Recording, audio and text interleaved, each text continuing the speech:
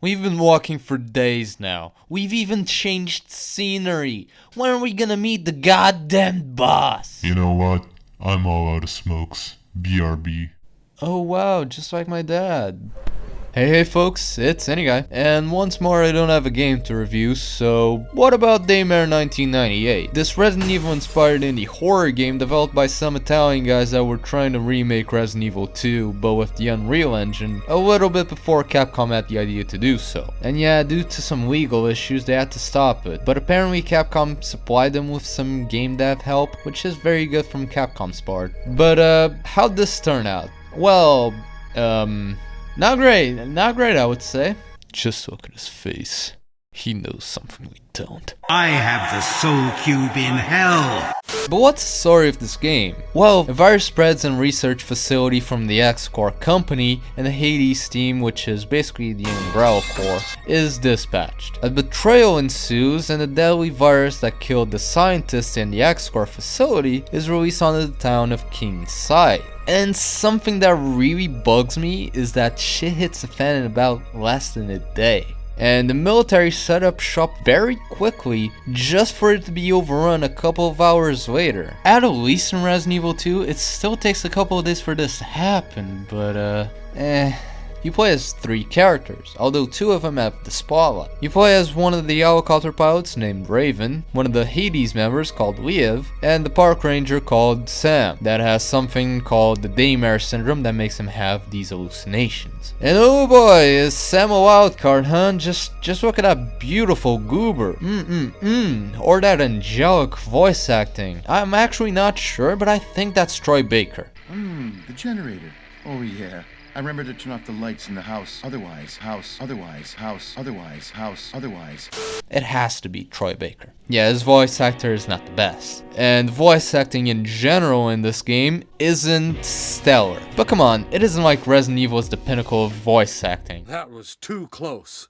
You were almost a Jill sandwich.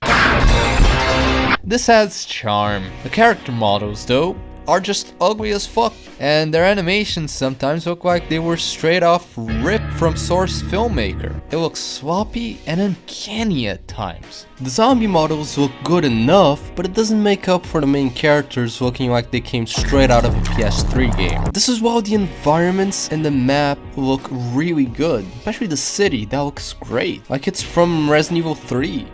At the start of the game, you get the option to play in 2 gameplay modes, 90s Classic mode and Modern Take mode. The Modern Take option is just like playing a modern Resident Evil game and is a little bit more boring. The 90s Classic option, though, has nothing to do with the tank controls of the old Resident Evils, but in my opinion, is the best way to play it. Your movement is slower, and instead of loading your weapons with just bullets, now you have to worry about magazines. And you have 2 ways to reload. A quick way where you drop your mag and then you can pick it up, and the slow reload where you switch mags and store the empty one in your inventory. I really like this. It adds an even greater horror vibe to the game. The gunplay feels good enough, but the amount of weapons is very small. Each of the 2 main characters gets only 3 guns, a pistol, a shotgun, and a hand cannon. And there aren't any explosives, and only 1 semi-automatic weapon that you get to play for only 2 missions. Granted, I never finished the game in Daymare mode, but I killed about every zombie that I saw in normal difficulty, and I was never low on ammo. This game is so easy that most zombies go down in about 1 to 6 pistol rounds, and most of the times you can blow the heads off zombies with just 1 shotgun shot. Comparing it to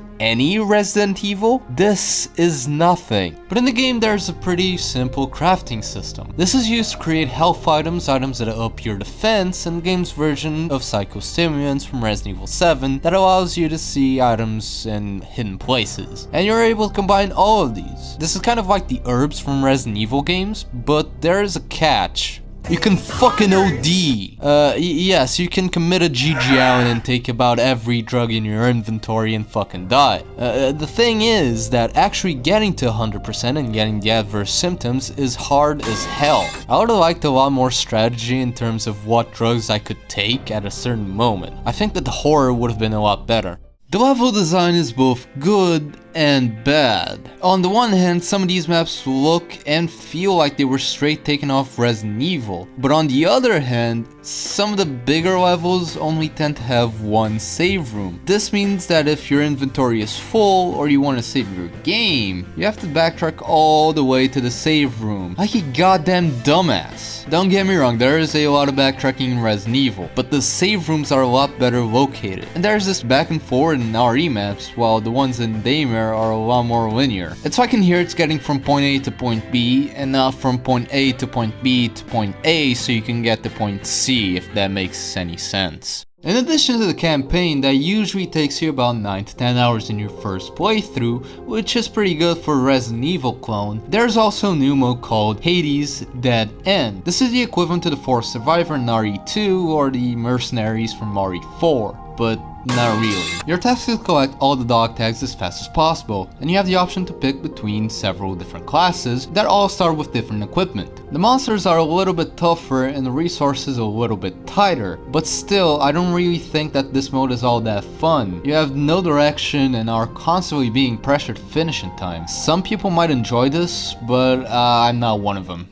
Okay, I might have shed a lot on this game, and in my opinion, all of it well deserved. I don't think that it's bad. Actually, some of the game's flaws are its charms. Like the bad voice acting and janky animations, they really remind me of the old Resident Evils. And I also drew a lot of comparisons to Resident Evil, but come on dude, you can't really argue with me on that one. And my final verdict for the game is a 6 out of 10. I still think that this game is worth giving a shot. I had a lot of fun with it, but I can't really deny that some of the flaws bring the score down a tad bit. And before you come at me and say that this is an indie game and you shouldn't really expect a polished product, look at Dusk or Trepang 2. Those games have a lot more polish and were made with far fewer people. But well, that's it. See ya. Hey, I got the SIGs, let's go. Is that really supposed to happen?